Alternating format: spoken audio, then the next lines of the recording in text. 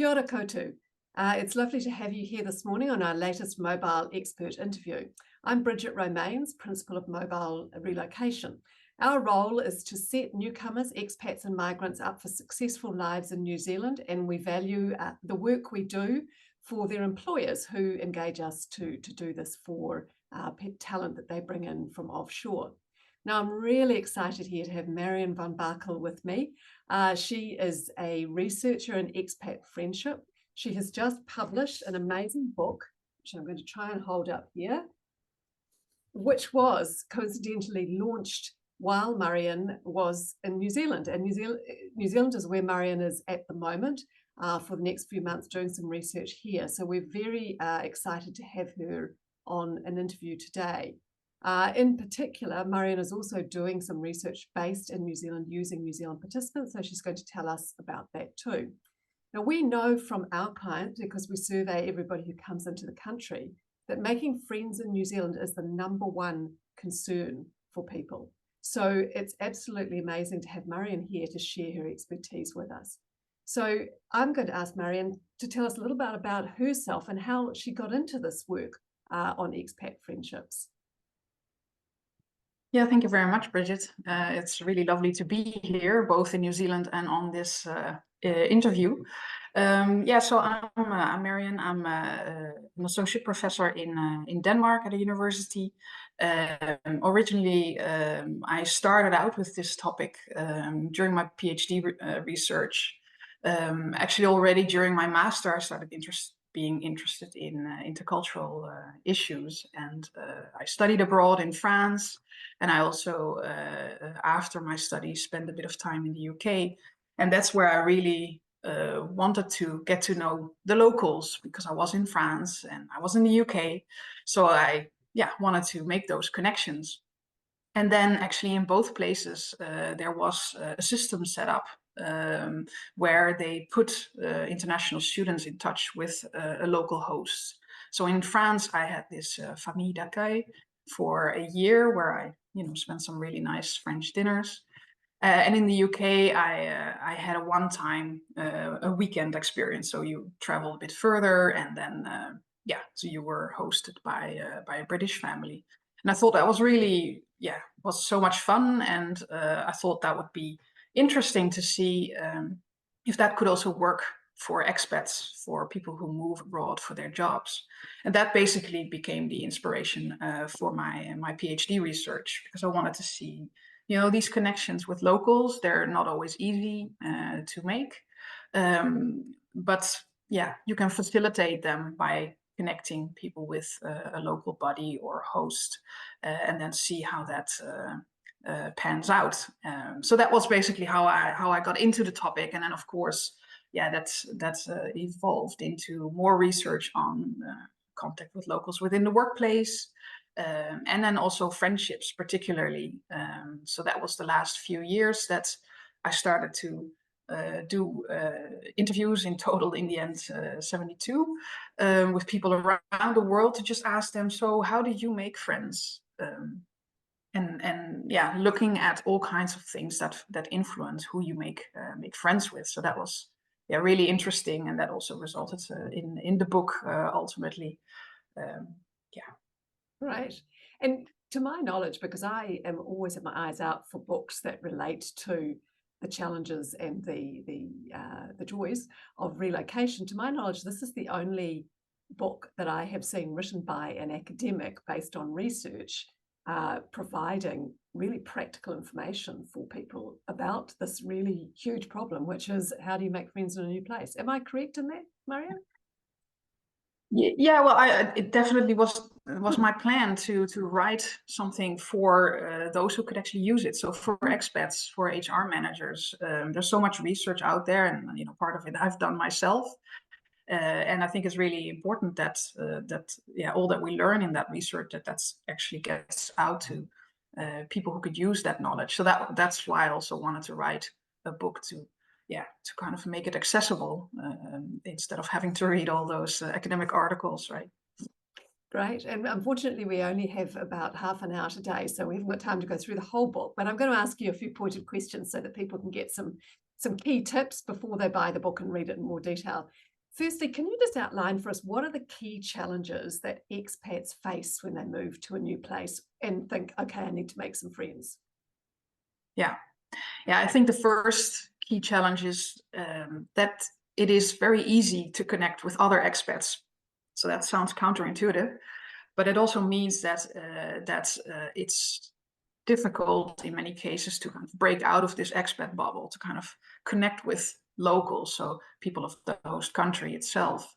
And there's a lot of benefits in that contact. So there's the social support that you can have from host country nationals, but also, of course, there's a lot of learning about the culture, also within an organization. If you have a local colleague who can introduce you to the way things are done in an organization.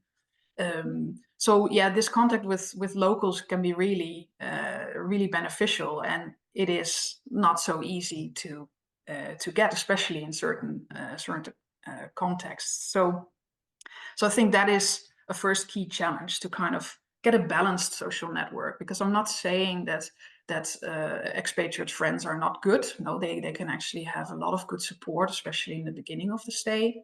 But in the longer run, the research shows that it is important to connect with locals, and that people who do so, they are more satisfied with their stay abroad.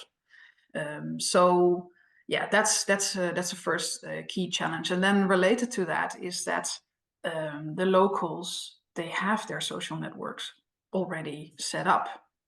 And that is something, that pretty much every expat runs into in whatever country you go to, is that you are the newcomer, and the people who are there, they have their existing friends, and they are not necessarily then looking for kind of new friends. Doesn't mean they might not want to meet new expats and add somebody to their network, but it means that the initiative is more on the expat side, and that there also needs to be more effort and kind of perseverance on the side of the expats, because the locals already have their friendship slots kind of taken.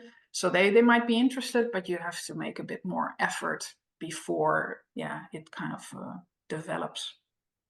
And then I think a related challenge as well is that some contexts are simply a bit more difficult to make friends with locals. Well, one example is Denmark, where I'm based, also the Netherlands, where I'm from.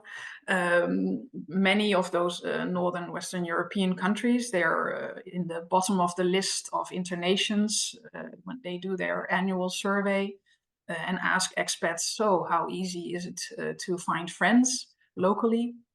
Then Denmark is the lowest one, or switching sometimes with Sweden. And so those, it's not so easy to make local friends there. And actually New Zealand is number 42 out of 53 countries.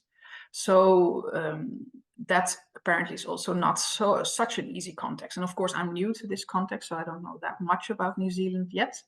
But that might make it a bit more difficult for expats to connect with locals. And I think the important takeaway from that is that you should not necessarily take it personally. I think in Denmark, you see a lot of comments on that Danes don't want to get to know me, or they're cold and they're unfriendly. But it is also aspects of their culture that make that they're less likely to kind of reach out and open up for foreigners. Once they do, they're very nice and friendly and can be friends for the rest of your life. But it is a bit more of a barrier. So yeah. Great. And I think this is really important, particularly for New Zealand, because when we talk about expats, sometimes expats are taken to be people who only come to a country for 3 or 4 years and then move on somewhere else, whereas the vast majority of the people coming into New Zealand and the vast majority of our clients are coming here for the long term, or possibly the medium term. They're migrating here and they would like to stay here for longer.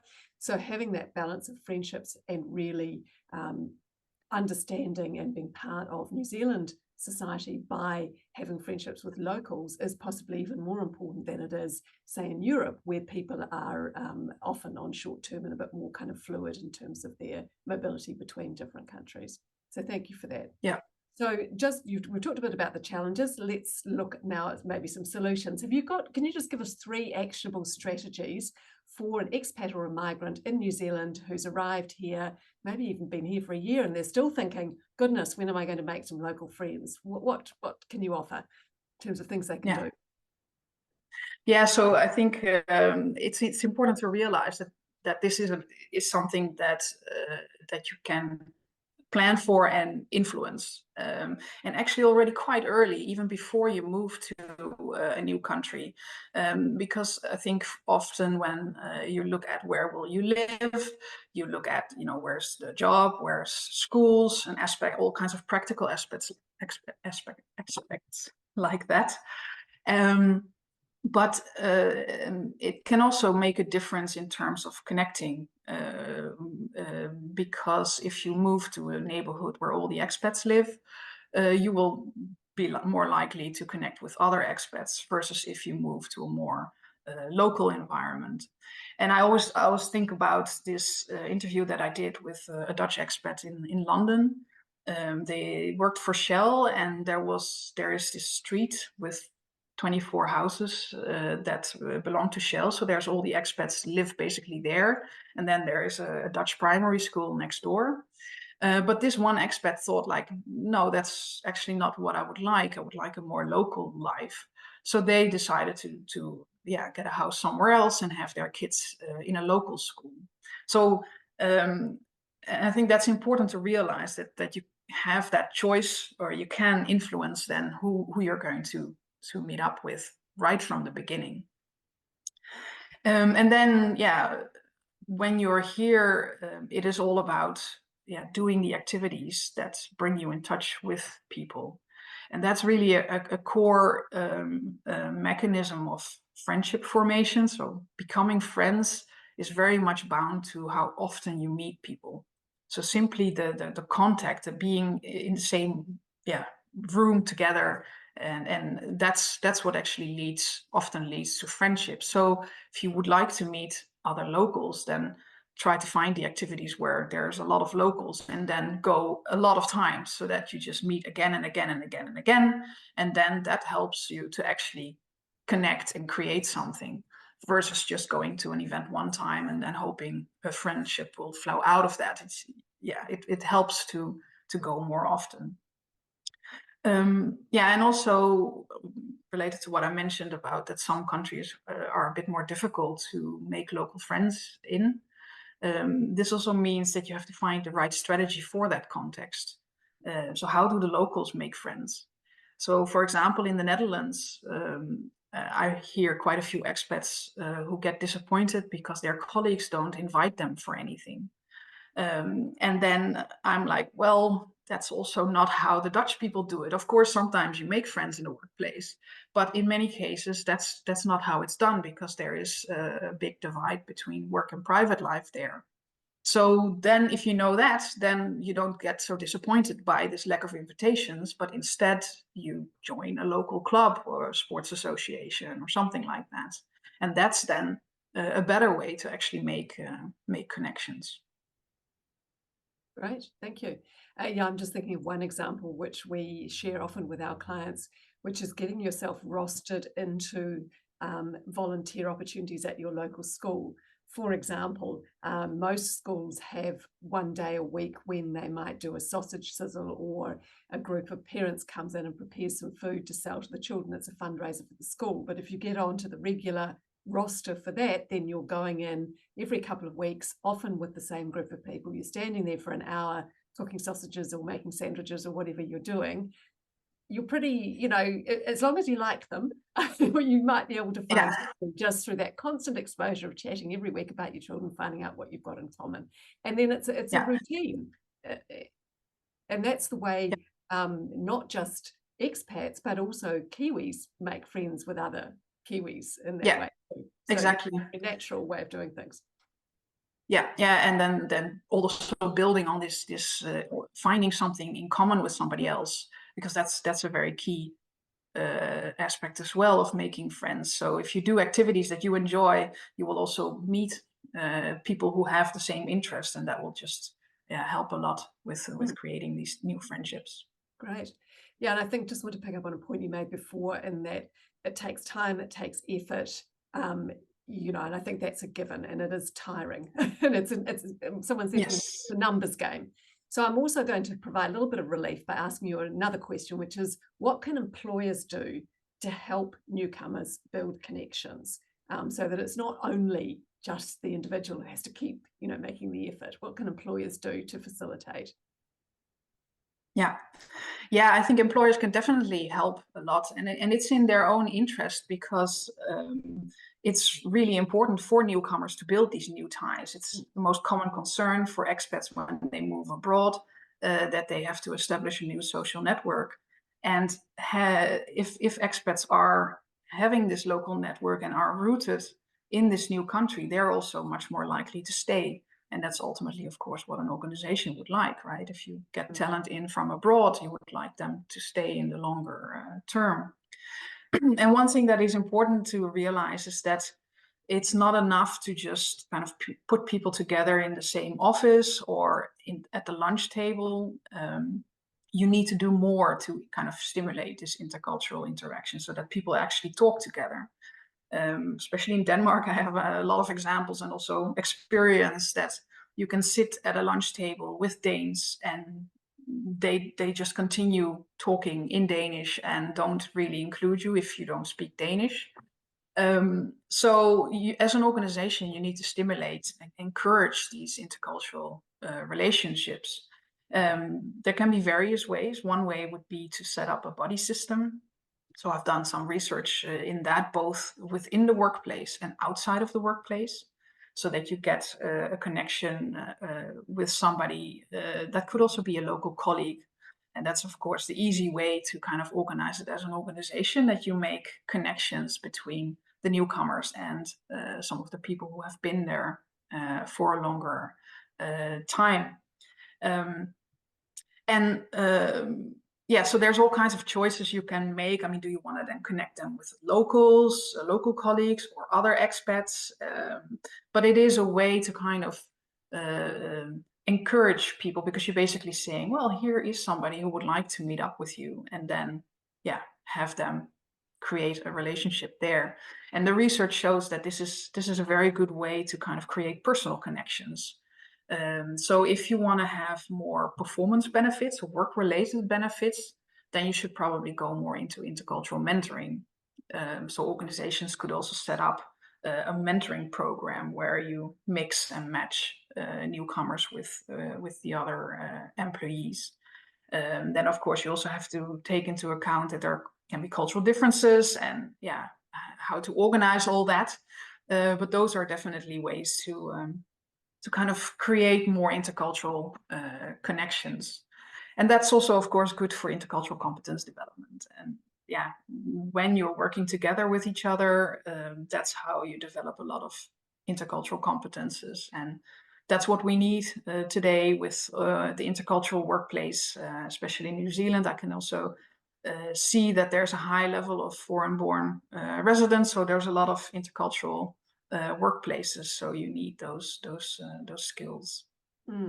Yeah, absolutely. And I would say the majority of our clients have such volumes of international talent that they're bringing into the country that, for the productivity and the well-being of their workforces, some focused attention on supporting these connections and friendships is justified in terms of the number of people they're dealing with. Okay, can you just tell us now, I know that you're working with the wonderful Dr. Snigela Makalova at Auckland University. Tell us a bit about your research in New Zealand, what brought you here, what you're hoping to find out, and what you're going to be able to share with New Zealand companies and individuals from your research. Yeah, so I've been looking a lot at expatriates and their contact with locals, and especially also in the workplace. I'm very interested in that. And a lot of the research has been focusing mainly on the expats.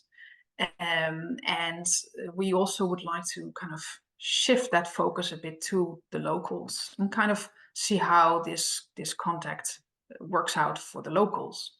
So there's two reasons why I wanted to do this research. Is on the one hand, also see the local perspective on these intercultural working relationships, um, but also to see more how these relationships develop.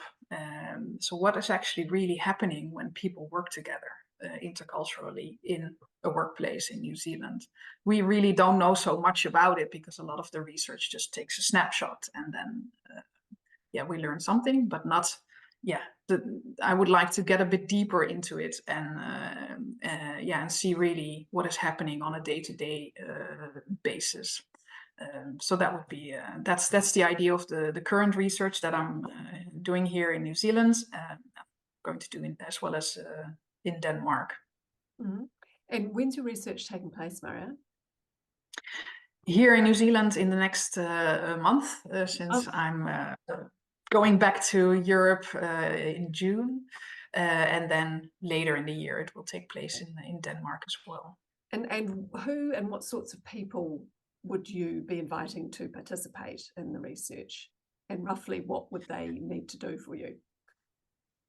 Yeah, so on the one hand, I'm looking for international employees who work regularly with local employees, so within their workplace.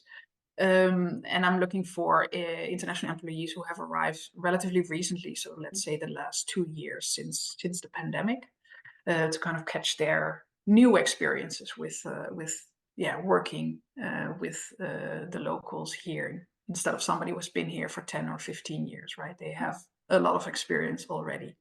And then I'm also looking for the locals, so for New Zealand citizens who are regularly working with internationals.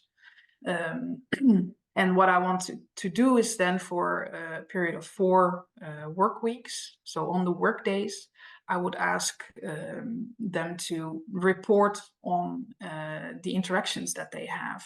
So there will be an app where you can very easily, after you have been talking to a local, you can very easily just list a few aspects in terms of what you talked about and if it was satisfactory or if you what you thought of the interaction.